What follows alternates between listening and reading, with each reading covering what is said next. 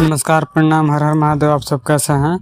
I hope आप सब बढ़िया होंगे। दोस्तों, आप सब एक बता दूं कि अभी अभी नीलम गिरी खेसारी लाल यादव के साथ में एक रील वीडियो शेयर की है, जैसे कि आप लोग स्क्रीन पर देख सकते हैं, और काफ़ी बेहतरीन रील वीडियो लग रहा है। और खेसारी लाल यादव अभी हैदराबाद में CCL खेल रहे हैं, और वहीं का यह रील वीडियो है। और इस रील वीडियो को हिलवले बाड़ू इस सॉन्ग पर बनाया गया है।